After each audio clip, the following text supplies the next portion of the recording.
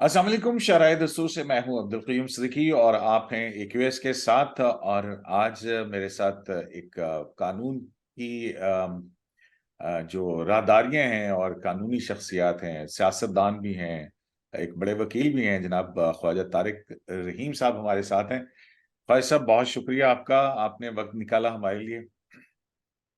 यूं साहब, आपके लिए तो हर वक्त हाजिर हूं मैं। बहुत शुक्रिया। ख्वाजा साहब, अगर हम यहाँ से शुरू करें, जाहिर है कि आप गवर्नर पंजाब भी रहे और बड़े बड़े केसेस जो हैं वो आपके नाम के ऊपर हैं। ये जो ऑडियो लीक्स आई हैं, ये वाकई आपकी आवाज है? साकिब निसार साहब के साथ आप किस मामले के ऊपर गुफ्तगू कर रहे हैं? मैं साकिब निसार के साथ एक कानूनी बात कर रहा था। और उसका जो पस मंजर ये था कि उस दिन शायद आज़ाद कश्मीर में अलियास साहब नामी जो उनके प्राइम मिनिस्टर थे, तनवीर उनको इलियास। हाई कोर्ट ने उनको कंटेम्प्ट में सजा दे दी थी। हम्म। और वो शायद अपनी सीट से वो खो बैठे थे। और सुप्रीम कोर्ट में उनकी अपील नहीं सुनी गई थी, क्योंकि उन्होंने सुप्रीम कोर्ट में पार्टीज नहीं बनाई थी। तो उस ज़िम्मन में हम ये देख रहे थे कि जो कंटेम्प्ट का लॉ है, आप शायद जानते होंगे, हमारा जो कंटेम्प्ट का लॉ है वो एक आर्टिकल 204 है कॉन्स्टिट्यूशन, और एक सेक्शन 3 है of the contempt of court ordinance. और उसकी पस मंज़र हम ये देख रहे थे कि क्या कानून है और कौन-कौन सी जजमेंटें हैं जो इस पे आ चुकी हैं। हम्म। और इस लिहाज में साकिब साहब मुझे मेरी तवज्जो दिलवा रहे थे यूसुफ रज़ा गिलानी वाले केस में। हम्म। मैं उनको एक और जजमेंट थी उसका भी हवाला दे रहा था। और उसके दौरान ये उसका ये था कि जिस इस वक़्त जो सुप्रीम कोर्ट में मामला चल रहा है, और सुप्रीम कोर्ट ने एक डिसीजन दी हुई है कि भई आप इलेक्शन एक ख़ास वक़्त में कराएँ जो कानून और आइन के मुताबिक है। क्योंकि एक बात याद रखिए कयूम, मैंने आप मुझे बहुत देर से जानते हैं, मैं जो बात करता हूँ सीधी करता हूँ, आइन और कानून के दायरे के अंदर रह के करूँगा। चाहे वो आप मुझे रेंटल केस में कवर करते रहे, जे जे ये भी है। जो रेंटल करते रहे, मैंने इफ्तिखार साहब के सामने भी, फुल बेंच के सामने भी एक सीधी बात की है। जो चीज़ मेरे खिलाफ है मैं कह देता हूँ जी मैं इसको एक्सप्लेन नहीं कर सकता, हम्म। मगर जो चीज़ मेरे हक में है मैं एक्सप्लेन करता हूँ। अब लेकिन इस पे मैंने तो क्या इसमें देखिए एक बात देखिए, हम्म। मैं उस केस में वकील नहीं हूँ। हम्म। ना मैं वकील हूँ, ना मैं पार्टी हूँ। हम्म। मगर as a Pakistani, as a lawyer, as a member of the fraternity, hmm. ये मेरा एक हक है कि जो पाकिस्तान में हो रहा है मैं देखूँ, हम्म। उस पे बात भी करूँ। हम्म। मैं आपसे भी बातें करता रहता हूँ हम्म। कि ये चीज़ हो रही है, पाकिस्तान में कैसे ये कैसे हो रहा है। हम्म। अगर आइन में कोई चीज़ नहीं लिखी हुई, उसको भी देखना पड़ेगा। वो हम्म। उसको किस तरीके से फुलफिल कर रहा है। हम्म। क्या सुप्रीम कोर्ट कर सकती है? लेकिन फिर एक बहस, हाँ, ख्वाजा साहब, फिर लेकिन आपको याद है मैंने आपसे एक बहस की थी कि ये आप कि what is parliamentary supremacy? Parliamentary supremacy, parliament किस चीज़ की क्रिएशन है? हम्म। पार्लियामेंट तो आइन आइन है ना, आइन के तहत आप हर चीज़ करते हैं। आइन में लिखा हुआ है कि sovereignty belongs to the almighty, delegated to the people of Pakistan. ठीक है, अब चोजन रिप्रेजेंटेटिव के जरिए से ही होगी एक्सरसाइज जो है वो एग्जीक्यूटिव अथॉरिटी। लेकिन ख्वाजा साहब, आप तनवीर इलियास के वकील तो नहीं थे इस केस के अंदर? बिल्कुल नहीं है, मगर मैंने जब अखबारों में पढ़ा, टीवी पे देखा, तो जो कंटेंट में मिला, तो मैं अपने सोच से सोच रहा था कि इसने जो जो कंटेम्प्ट की है, क्या बात की है? किस हम्म। लिए ये हुआ है? अगर आज़ाद कश्मीर के केसेस में मैं कभी गया नहीं ज़्यादा हाई कोर्ट। आज़ाद कश्मीर में मुझे बहरहाल लास्ट टाइम मैं आज़ाद कश्मीर हाई कोर्ट गया हूँ, तो आज से कुछ 30 बरस पहले गया हुआ था। हम्म। तो मैं उस लिहाज से देख रहा था कि क्या बनेगा वहाँ पे। और हम्म। वो क्योंकि और पाकिस्तानी कंटेम्प्ट ऑफ लॉ में इसलिए देख रहा था कि इस वक़्त ये एक सरीगन खिलाफ वर्ज़ी हो रही थी सुप्रीम कोर्ट के ऑर्डर की। हम्म। हम्म। तो उस लिहाज से मैं देख रहा था कि क्या इसका असर होगा। ख्वाजा साहब, जितना मैं आपको जानता हूं, जितना कानून का तजर्बा आपका है, आपसे तो लोग, बल्कि जजेस, लीगल एडवाइस लेते हैं। जज साहब से आप लीगल एडवाइस लेने की आपको क्या जरूरत पड़ी? और अगर हम उस ऑडियो टेप को सुने, वो शायद व्हाट्सएप गुफ्तगू है आपकी या शायद क्या है, उसका जो दूसरा हिस्सा है व्हाट्सएप गुफ्तगू है। व्हाट्सएप और गुफ्तगू ये है। मैं ये आइसोलेशन में नहीं है। जो मुझे अफसोस की बात आती है, एक हाँ दो दिन पहले उन्होंने एक वीडियो चला दी मेरी बेगम साहबा की, हाँ। और के वो बात कर रही हैं माज बिन नून के साथ, हम्म। जिनकी रिश्तेदारी है उमर बंदयाल के साथ। देखिए, माज बिन नून अमृता फैमिली के बंदयाल साथ, साहब की सास हैं वो। हाँ जी, उनकी जो वाले हैं खावन अजहर नून, जी। उनकी और मेरी दोस्ती हम्म। 70-75 बरस की है। आज अच्छा। मैं 80 बरस का हूँ। हम हम्म। एक दूसरे को 5-6 साल की उम्र से जानते हैं। अच्छा। सारी उम्र टेनिस इकट्ठी खेलते रहे हैं। हम्म। हर रोज हफ्ते में 3 बारी तो हम मिलते हैं। हम्म। तो अगर वो कह रही है कि मैं दुआ करती हूँ उमर बंदयाल के लिए, तो हम्म। उसमें क्या कोई उन्होंने किसी केस में उनको असरअंदाज हो गया? मैं तो लेकिन वकील आपकी नहीं हूँ। आपकी अहलिया जो है वो कहती हैं कि ये ट्रेटर्स हैं, ये गद्दार हैं। किसके मतलब? आई डोंट नो किसके मुतालिक कह रही हैं, वो आपको यही तो पता है। मैं कह रहा हूँ। ये तो मैं हाँ। कह रहा हूँ कि अगर वो ये कह रही है कि अगर कोई आइन की खिलाफ वर्जी करेगा, अगर कोई पाकिस्तान के कानून को नहीं मानता, तो फिर वो उसको मैं क्या कहूँ? अच्छा, तो फिर इसका मतलब है कि ये आपकी अहलिया जो है वो शायद SMC 2 ऑफ 2022 की बात करें, जिसमें इमरान खान साहब ने आइन शिकनी की, जिसमें सुप्रीम कोर्ट उस हवाले से वो गुफ्तगू है। नहीं, ये बात नहीं थी। वो आपको पता होना चाहिए कि ये जलसा हुआ था, ये क्या इकबाल पार्क्स में। हम्म। और मेरे जो हमारे पुराना खानदानी घर है वो उधर साथ ही है। तो हम्म। वो जलसे को देख के उन्होंने कहा कि वहाँ लाखों लोग थे। हम्म। और उसमें ये है कि बातें हुई, कानून की हुई, आइन की, और उसमें वहाँ बातें ये भी हुई थी कि गवर्नमेंट शायद जो 90 दिन का इलेक्शन है उसको मानने को तैयार नहीं है। तो हम्म। दूसरी बात ये थी कि उमर बंदयाल के खिलाफ बातें हो रही थी बहुत ज्यादा, हम्म। हर कोई बात कर रहा था। तो उन्होंने ये बात कर दी कि मैं दुआ करती हूँ उमर बंदयाल के लिए। अब हम्म। दुआ करने से तो कोई किसी को रोक नहीं सकता। नहीं नहीं, बिल्कुल नहीं रोक सकता, लेकिन बात ये है कि वो एक पर्टिकुलर पॉलिटिकल पार्टी के हक के अंदर बात हो रही है, और कोई उसका बात नहीं। केस जो है वो उनके दामाद के सामने लगा हुआ है। तो नहीं, मेरी और एक मिनट। मुखालफिन यही कहते हैं कि जनाब आपका जो है वो ताल्लुक PTI से बहुत ज्यादा है, आपके वहां पे जलसों में भी जाते हैं, तो यही तो वो भी कह रहे हैं, और फिर ऊपर ये से बताइए क्रिकेट भी कि कह देना। कोई मुझे ये साबित कर दे कि मैं पीटीआई का मेंबर हूँ या हम्म। किसी भी पॉलिटिकल पार्टी का मेंबर। हम्म। कोई ये साबित कर दे कि मेरा खानदान कभी किसी के लिए टिकट मांगा हुआ था। मैं कहीं, मेरी बात सुनो बड़ी आराम से। हम्म। मैं मरियम का केस था रावलपिंडी इस्लामाबाद हाई कोर्ट में। मरियम से मुराद आपकी मरियम औरंगजेब? मरियम नवाज, अच्छा। मरियम सफदर या मरियम नवाज, जैसे भी मर्जी कह लें। मुझे न्याय वालों ने कहा कि ये केस आप कर दें। हम्म। चेयरमैन नैब ने मुझे बुला के कहा, मैंने इनकार कर दिया। मैंने कहा कि चेयरमैन जस्टिस जावेद इकबाल? मैंने इनकार कर दिया कि मैं पॉलिटिकल केस नहीं करूं। हम्म। इसके ऊपर मुझे इस बात पे खुशी भी हुई। मियां साहब ने मुझे लंदन से फोन किया कि मैं आपका शुक्रिया कि आपने ये केस नहीं लिया। हम्म। मैं पॉलिटिकली नहीं आना चाहता।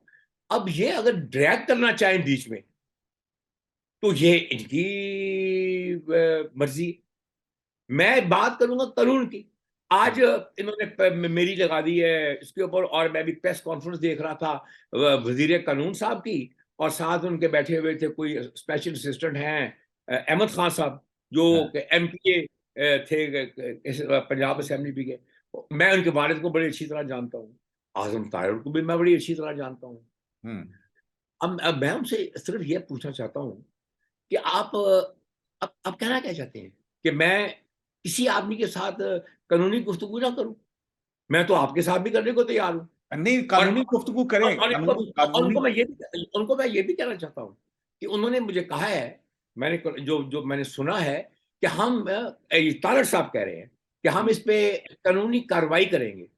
नहीं, तारड़ साहब, वो तो कह रहे हैं कि आपका नेक्सस है, आपका साकिब निसार साहब का, और फिर जो मैं साकिब निसार साहब को जानता हूं, बड़ी अच्छी तरह जानता हूं। अ, मैं वो अब चीफ जस्टिस नहीं है, मैं उनको जब भी चाहूँ सब मिल सकता हूँ।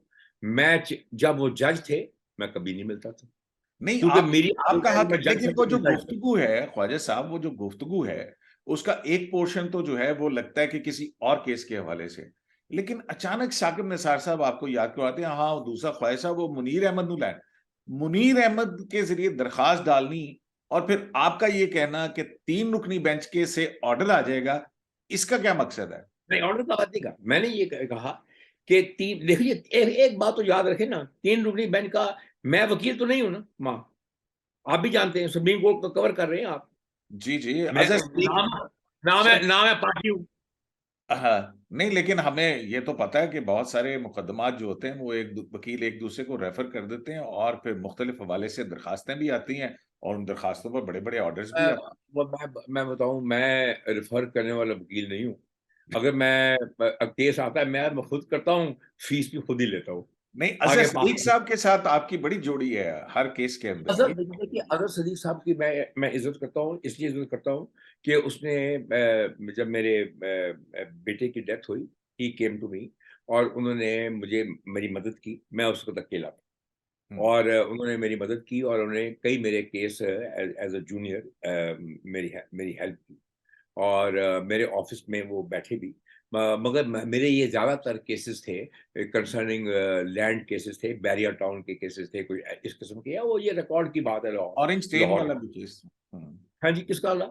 JJVL वाला ऑरेंज ट्रेन। जेजीबीएल लगा, उसमें भी आपको याद होगा कि अजहर सिद्दीक मेरे साथ था। रेंटल वाले केस में नहीं था, जेजीबीएल के केस में मेरे साथ था। और अजहर और उसमें सिद्दीक साहब जो हैं वो इमरान खान साहब के वकील भी थे, यूसुफ रजा गिलानी स्पीकर रूलिंग वाले केस के अंदर। यूसुफ अगलानी के तो खिलाफ था वो। हम्म, अदर सिद्दीक की वजह से तो यूसुफ अगलानी साहब वजारत उज़्मा से हटे थे, आपको याद अच्छा, है? तो अदर वो सिद्दीक इमरान की खान एक साहब बात की है, पिटीशन थी ना वो। अब देखिए अदर सिद्दीक साहब की एक बात है, अदर सिद्दीक हर किस्म का ह्यूमन राइट केस करता है। हम्म, अदर सिद्दीक हर किस्म का पब्लिक इंपॉर्टेंस का केस करता है। हम्म। उसका दफ्तर मेरे से अलग है। अच्छा, ये बताएं ना कि वो जो साकिब निसार साहब आपको कह रहे हैं कि मुनीर अहमद के जरिए जड़ा कि वो दरखास्त लवा दे हो, तो वो कौन से मुनीर अहमद साहब की और किस दरखास्त की बात कर रहे हैं? देखिए मुझे और फिर वो मुनीर अहमद तीन साहब, रुकनी बेंच का आपके हवाले से, आप किस 3 रुकनी बेंच का कह रहे हैं? मैं यही बात कर रहा था कि ये जो 3 रुकनी बेंच इस वक्त केस हेयर कर रहा है, जिन्होंने सेक्शन ऑर्डर वाला। दिया है कि आप वो पांच, जो जजमेंट है वो 5 रुकनी बेंच की है, 3-2 की जजमेंट है ना, हम्म। तो जिसमें उन्होंने डेट इस दी है, पे तो और इख्तलाफ है उसके कि ऊपर चार उसके तीन की ऊपर है या 3-2 की है, इस पे तो बड़ा वो इख्तलाफ 4-3-3-2 के बहस में मैं नहीं जाता, मगर है। जो जजमेंट है 4-3 में ओपिनियन हो सकती है, उसमें मैं आपसे ज़्यादा बात कर लूंगा कि 4-3 है या 3-2 है। हम्म, बात यह है कि जो जजमेंट है वो 5 जजेस की है, 2 ने इख्तलाफ किया है, 3 ने ये बात की। अगर उस पर बात करना चाहते हैं, मैं उसमें भी बात कर लूंगा आपसे, हाँ, 4-3 वाली पे। नहीं चलें इसी पे आ जाएं। आप इस ऑडियो लीक के ऑडियो टेप के अंदर जो है वो किस 3 रुकनी बेंच का हवाला दे रहे मैं हैं? ये बात कर रहा हूँ, ये 3 रुकनी बेंच जो इस वक्त हेयर कर रहा है केस, जो कि शायद लगा हुआ है 27 तारीख को लगा हुआ है, जी हाँ। जिसमें एक और जो आई है दरखास्त कि जी सारे इलेक्शन एक दिन करा लिए जाए, जी हाँ। जिसमें शायद शाह खबर साहब ने दरखास्त दी है, जी हाँ। जी हाँ। जिसमें उमर बंदयाल साहब ने कहा है कि बड़ी अच्छी बात है, अगर तमाम पार्टीज मान जाए तो हम कोई रास्ता निकाल लेंगे। तो साकिब निसार साहब मुनीर अहमद या किसी होर दे हवाले नाल एक दरखास्त पा दियो, इस 3 रुकनी बेंच के सामने कोई दरखास्त डालने के लिए आपको कह रहे हैं, ये इन द मुझे नहीं लाइट कहा ऑफ यूसुफ रजा देखिए, गिलानी केस। अगर मैं वहां वकील नहीं तो मैं दरखास्त क्यों डालूं? किसी और वकील मैं के साथ। मैं ये एक बात बताओ, मैं किसी का जेली वकील तो नहीं बन सकता ना। मैंने हाँ। अगर करना हो तो खुद करूंगा जो करूंगा। हम्म। मैंने अगर 8 मेंबर बेंच के सामने आया हूं तो खुद आया हूं ना, खुल के हम्म। आया हूं। हाँ। मैं चौधरी गुलाम किसी से घबराता तो नहीं हूं ना। मैं जब मैंने ये देखा, महसूस किया कि ये एक गलत लॉ पास हो रहा है, तो मैं सामने आया हूं। अच्छा, ये चौधरी मुनीर अहमद कौन है फिर? मुनीर अहमद का जिक्र कैसे आ गया कि यार मुनीर अहमद के जरिए या किसी और जरिए दे पवा दे? ये आप सागर साहब से पूछ ले या किसी और से पूछे, मुझे मेरे मेरे दफ्तर में चौधरी मुनीर अहमद या मुनीर अहमद नामी कोई शख्स नहीं। अगर नहीं। मेरे मेरे वैसे वैसे बाय द वे, ये हाँ जी। आप मुनीर अहमद नामी पंजाब लाहौर हाई कोर्ट में भी इसकी दरखास्ती आती है, और वो अदर सदीक साहब उसको आर्गू कराते हैं। वो जाने, अदर सदीक जाने और मुनीर अहमद जाने। अब अदर सदीक मेरे साथ तो नहीं है ना, साकिब निसार के साथ। हाँ, हाँ, बिल्कुल ठीक है, नहीं है, बिल्कुल नहीं है। लेकिन फिर ये बात, देखें ये एक असल में मेरी एक बात और सुने। हाँ, क्या इसमें कोई कुछ बड़ी खराबी है कि मैं कंटेम्प्ट के मतलब बात कर लूं कि जी आपको कौन सा लॉ, खराबी को और वो मुझे कहे कि आप ये लॉ पढ़ लें। खराबी मैं कोई ख्वाजा कहूँ, साहब अब मैं खराबी कहता हूँ कोई नहीं नहीं ये है। लॉ है। वो दूसरे कहते हैं कि देखें ख्वाजा साहब की अहलिया जो है वो हमें ट्रेटर कहती है, और फिर ख्वाजा अहमद तारिक रहीम साकिब निसार साहब से मिलके हमारे प्राइम मिनिस्टर को यूसुफ रजा गिलानी केस की रोशनी में नाहल कराने की साजिश का हिस्सा है, वो ये कहते हैं। बात ये है क़य्यूम, वो जो समझे मर्जी है, बात असल में और है। क्या है? ये है चोर की दाढ़ी में तिनका।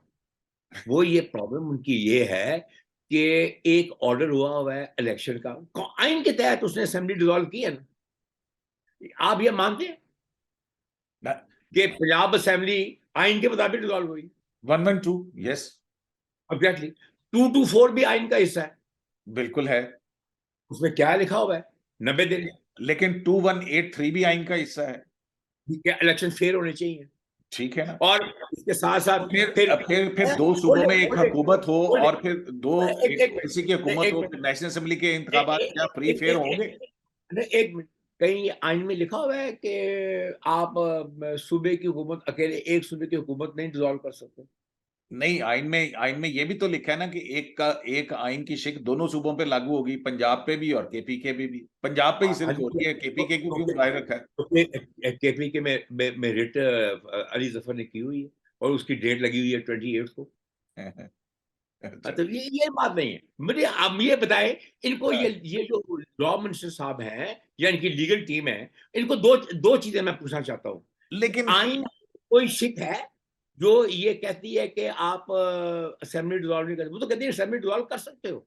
हम्म, लेकिन देखो केस हकीकत, ये तो है ना, किसी तीसरी पार्टी के कहने के ऊपर नहीं कर सकता। चीफ मिनिस्टर ने अपनी पावर्स एक्सरसाइज करनी है। इस पे केस लॉ मौजूद है कि कैसे एक्सरसाइज की, जस्टली, फेयरली या नहीं। और फिर उसी तरह से ख्वाजा साहब, मैं उसका भी जवाब देता हूँ। हाँ, अगर कोई आदमी डिस्क्रेशन इस्तेमाल कर रहा है और वो डिक्टेशन के ऊपर कर रहा है, हम्म, तो फिर मैं शायद मैं आपका कोई आपके में वजन हो। अगर चौधरी परवेज इलाही साहब हैं, एक पार्टी के हेड भी हैं, उन्होंने देखा है कि उनकी मेजोरिटी थिन मेजोरिटी है। हम्म। आप खुद आप जानते हैं कि ये ताना दिया जाता था, हिम्मत है तो डिसॉल्व कर लो। ये भूल तो गए आप? सर, सियासी सियासी बातें तो वो ठीक है, लेकिन इमरान खान फिर साहब, आपको आपके आपको भी ये, आपके दोस्त इमरान खान साहब कहते हैं कि जनरल बाजवा ने मुझे ने कहा कि असेंबली तोड़ दो। आप अब ये भी एक अजीब बात है ना।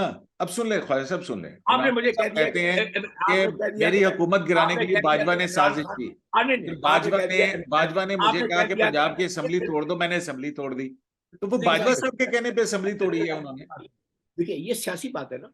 अगर इमरान साहब या परवेज इलाही साहब मिलकर ये फैसला करते हैं कि हम इस असेंबली को तोड़ के एक नया मैंडेट लें, हम्म, तो ये उनका राइट है।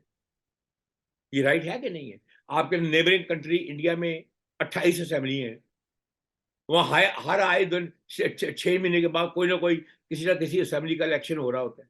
हम्म। भाई ये बात गलत है, आप इनका कहना। मैं लेकिन ख्वाजा अब साहब, ख्वाजा मगर अगर साहब, देखिए मेरे पास, अगर मैं आपको एक और कहता हूँ, अगर जैसे जैसे उमर बंदयाल ने सही कहा है, अगर आप ये समझते हैं कि 1 या 2 महीने रह गए हैं नेशनल असेंबली के भी, तो अगर आप कोई कंसेंसस ले आए, आप अक्टूबर की बात करते हैं, चलिए आप ये मई की बात करते हैं, अगर कोई कंसेंसस हो जाता है आपके दरमियान, क्योंकि असेंबली तो, नेशनल असेंबली भी तो खत्म होनी है ना अभी, 11 को खत्म हो जाएगी अगस्त को।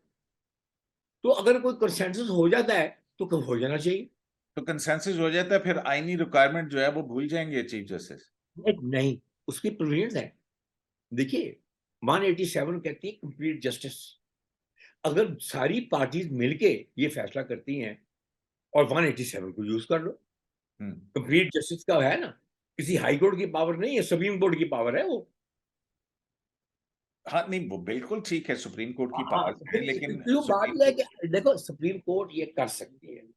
इन द नेशनल इंटरेस्ट ये हो सकता है, मगर आप ये नहीं ख्वाजा कह साहब सकते। देखें, ख्वाजा साहब देखें, वो ये कहते हैं कि जनाब जब इमरान खान साहब ने एक गैर आईनी इकदाम करके कौमी असम्बली तोड़ी, उसके ऊपर तो साकिब निसार साहब ने भी उन्हें मशवरा दिया कि अगर मैं भी जज होता तो मैं आपके ये इकदाम को जायज करार ना देता। एग्जैक्टली आपने फिर मेरे उसके आपने बाद तो आप सुने, सुन लें, मेरी सवाल सुन लें। फिर उसके बाद जो है पंजाब में जहां हुकूमत बन चुकी थी, उसके बाद 63A का फैसला आता है और वहां पे एक हुकूमत जो है वो 63A के फैसले की वजह से रिट्रोस्पेक्टिवली खत्म होती है और फिर उसके बाद जो है वो फिर भी हुकूमत नहीं चलती है और फिर इमरान खान साहब कहते हैं कि बाजवा साहब ने मुझे कहा कि असेंबली तोड़ दो, तो मैंने असेंबली तोड़ दी। एक एक तो एक ये ये बात है अब ना। ये रुक जाइए।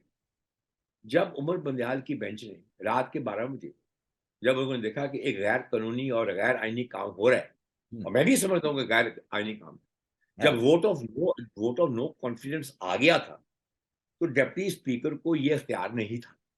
हम्म, और जब वो वोट ऑफ नो कॉन्फिडेंस आ चुका है, तो कानून और आइन के मुताबिक आप असेंबली नहीं तोड़ सकते। तो उस वक्त तो उमर बंदयाल बहुत ठीक आदमी था, और जो नहीं, जो उसके साथ जो सुप्रीम कोर्ट थी वो भी बड़ी अच्छी थी।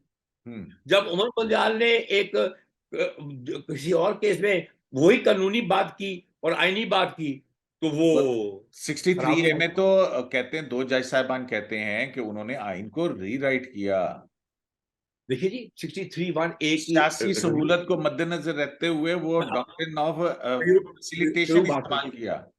मैं आपको खुद अपनी जो जाती राय में 63(1)(a का रिव्यू फाइल हुआ होगा, हम्म, मैं उस पर कानूनी बात नहीं करना चाहता, क्योंकि वो कहेंगे जी कि अभी सब जुडिस है।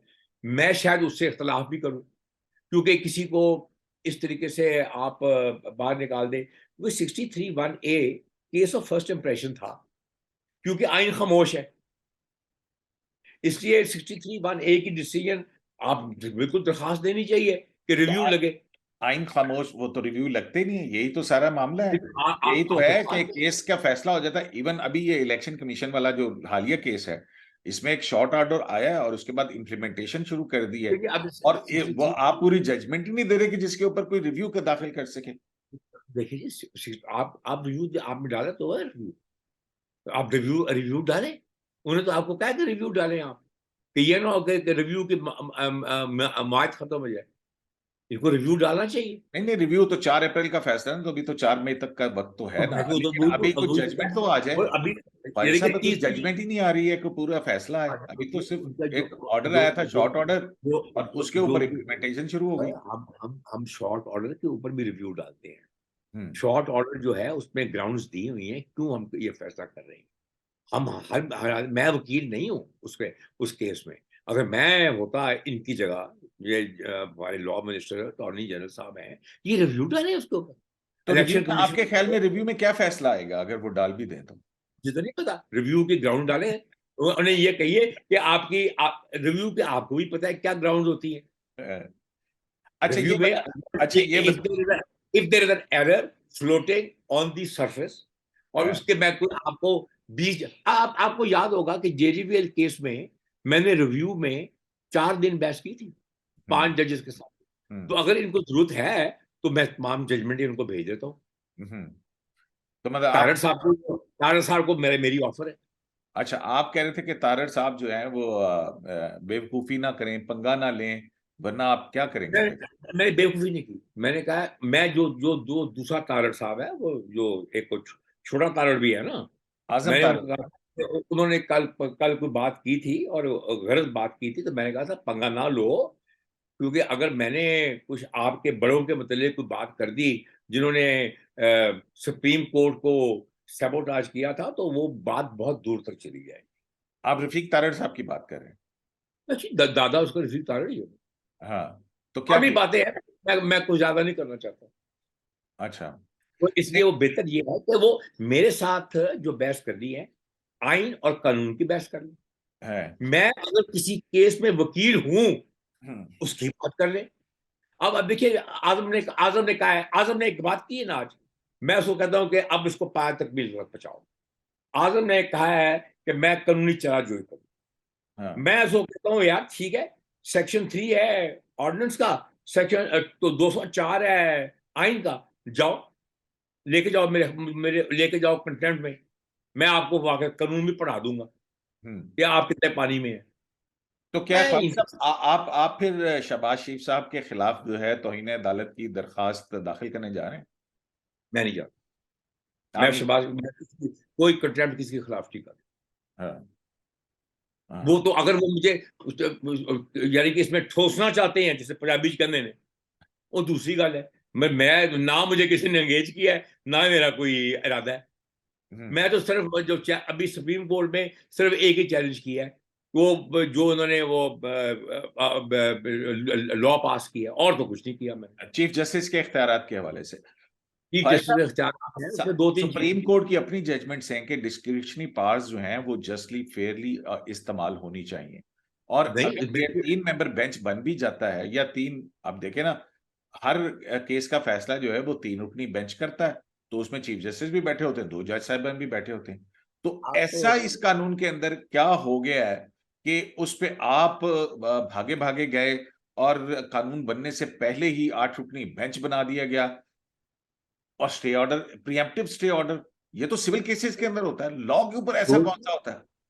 क्यों, मैं आपको दो थोड़ी सी बात याद कराना चाहता हूँ। कुछ साल पीछे चले जाइए, इफ्तिखार चौधरी बहुत बड़े जज थे, बहुत बड़ी मूवमेंट हुई थी। 3 मेंबर बेंच हर फैसला करता था। एक खुद होते थे, हम्म। एक एड हॉक जज होते थे खलील अहमद साहब, एक हाँ, एड हॉक जज होते थे रब्बानी साहब। याद है? हाँ, वो बाद में है याद कि वो हाँ, मैं रिटायरमेंट के अगर बाद हुआ। अगर हाँ। मैं याद कराना शुरू करूं तो बहुत दूर तक चली जाएगी ना बात। अब मेरी बात सुने आराम से। नहीं, नहीं, अगर करें अगर करें। ना ना आप एक कानूनी बात की, कानूनी अगर, बात सुन लें। हाँ, अगर सुओ मोटो पावर पे फैसला है कि suo motu power chief justice करता है, अगर 17 जज सुओ मोटो पावर का इस्तेमाल करने की शुरू कर दें, हर जज की अपनी ओपिनियन है ना, तो ये तो आपके लीगल सिस्टम में एक ऐसी कंफ्यूजन, ऐसा तरातम आएगा कि आप कंट्रोल ही नहीं कर सकेंगे। आप there is always first among equals, और ठीक। जो चीफ जस्टिस है he is first among equal. Suo motu की पावर एक्स्ट्रा ऑर्डिनरी पावर है। सर, वो चीफ जस्टिस एडमिनिस्ट्रेटिव साइड के ऊपर मुकदमात फिक्स करने के हवाले से है और बेंचेस फिक्स करने के हवाले से है, लेकिन ये भी तो नहीं है ना कि चीफ जस्टिस की डिस्क्रिप्शन इतनी ज्यादा हो कि 184(3) जो है उसको 58(2)(b) का मुतबादिल बना के और हुकूमतें आप बनानी शुरू कर दें। क्या ये सुप्रीम कोर्ट का काम है आपके ख्याल में? तो सुप्रीम कोर्ट ने कोई हुकूमत गिरा दी है? सुप्रीम कोर्ट ने तो आपको, जब एक गैर कानूनी काम हो रहा था और इमरान खान ने असेंबली को डिसॉल्व किया, तो उन्होंने तो उसको इसी इसी उमर बंजाल ने उसको उड़ा दिया था। हम्म। वो आप भूल गए? अच्छा, वो हमारी एक साल की भाभी, बात है। हमारी और भाभी और और और थिएटर शबाज क्यों और कहती शबाज है? और शबाज शरीफ ने तो वजीर आजम बने थे ना उस वक्त। तो हम्म। जो तारीफें की थी उमर बंदयाल की और उस वक्त के, तो वो तारीफें याद है आपको? या हम्म। उसकी उनकी भी मैं कटिंग निकाल के रिकॉर्डिंग लगा के इनको सुना दूं? साहब बात सुनो। ये मैं तुम्हें असल बात बताऊं क्या है? हाँ जी। तो सुनना हाँ, चाहते हो? बिल्कुल, बिल्कुल, बताएं। ये बताओ कि जो होते हैं अवाम की विल होती है, वो कैसे पता लगता है? विल ऑफ द पीपल कैसे पता लगता है? वो तो इलेक्शन इलेक्शन से के जरिए, इंतखाबात के जरिए से। क्यों भागते हैं? हम्म। भाग क्यों रहे? भाग क्यों नहीं, रहे? नहीं, इंतखाबात के जरिए से अगर नए कानून नहीं, है। ना ना, क्यों भागते हैं? अगर अगर आप वो एक कानून के मुताबिक, आइन के मुताबिक इंतखाब होने हैं, आइए। और यहां तक उसने ऑफर कर दी है इमरान ने, एक दिन ही करा ले। हम्म। अगर अगर वह मैं तो कैंडिडेट नहीं हूं, ना मैं कैंडिडेट बनूंगा। मैं तो इस उम्र में सिर्फ आपसे बातें करूंगा और आइन की और कानून की बातें करूंगा।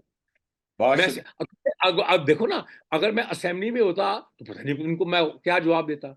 अच्छा, है। अब ये बात, एक और बात भी है। नहीं, आप आप गवर्नर भी तो रहे हैं ना वो पंजाब के? अब किसकी एक और बात पार्टी से सुनिए। थे आप गवर्नर पंजाब?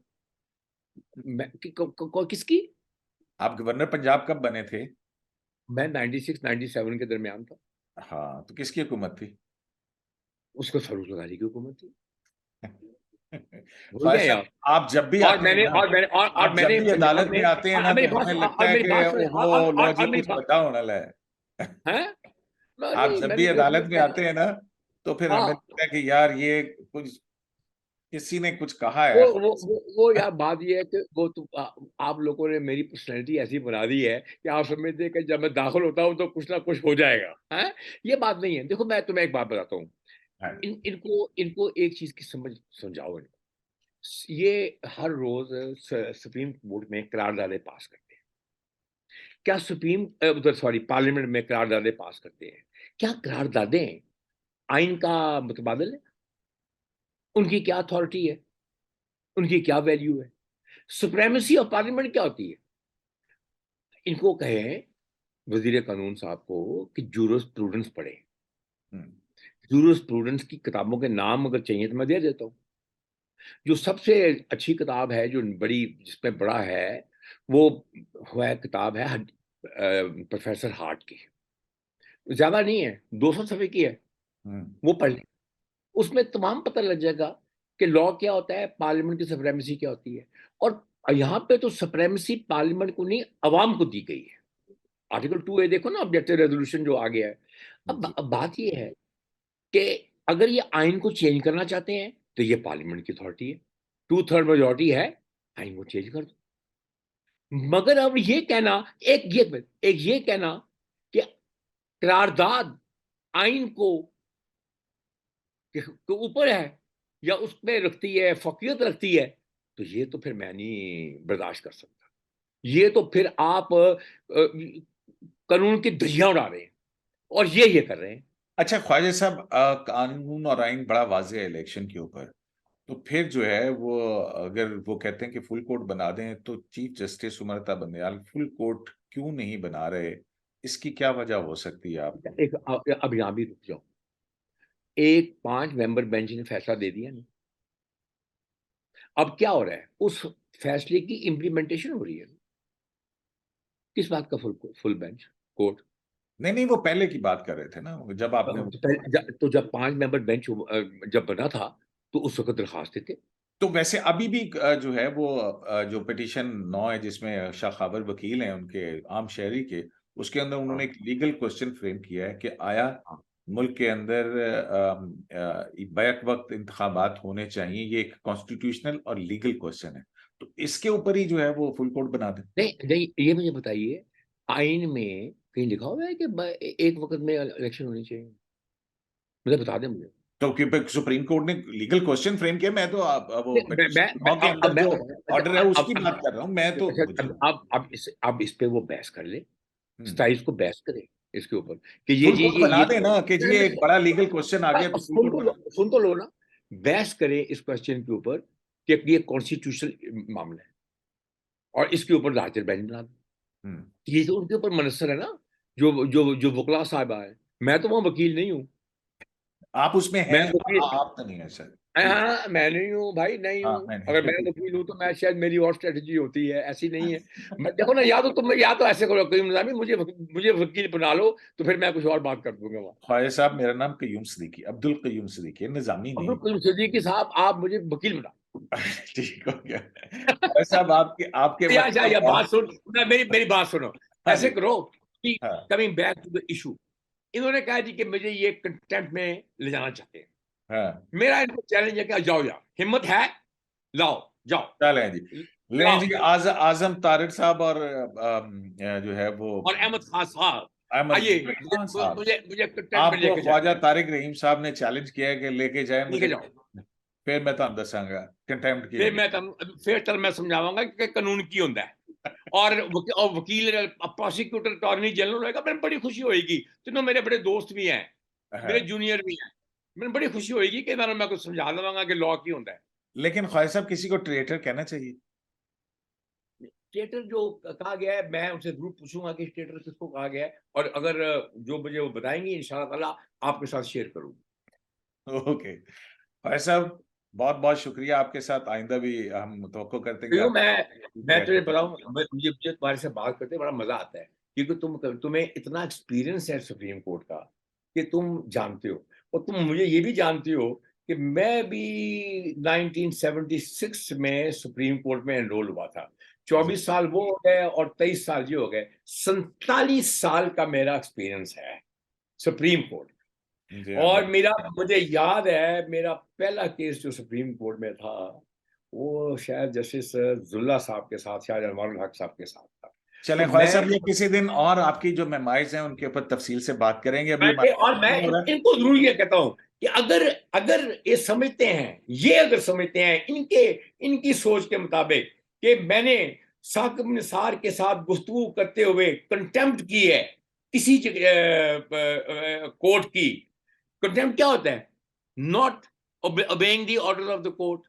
कंटेम्प्ट क्या होता है? नहीं, वो कह रहे हैं ब्रिंगिंग आप द साजिश कर रहे हैं, आप कंटेम्प्ट नहीं कर रहे, आप एक इलेक्टेड गवर्नमेंट को गिराने की साजिश कर रहे हैं, आप इदारों को आमने सामने ला रहे हैं ये।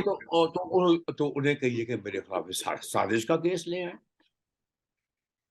वो वैसे भी वो लॉ काफी वाजे है, उनको साजिश का केस लाए ना मेरे खिलाफ। मैं उनको ऐसा जवाब दूंगा और ये भी बता दूंगा कि आइन के खिलाफ साजिश कौन कर रहा है, मैं कर रहा हूं या मौजूदा हुकूमत कर रही है। हिम्मत है तो आए। मुझे बेहतर ये है, मैं तो लफ्ज ठीक किया है, मेरे नाल पंगा ना लैन।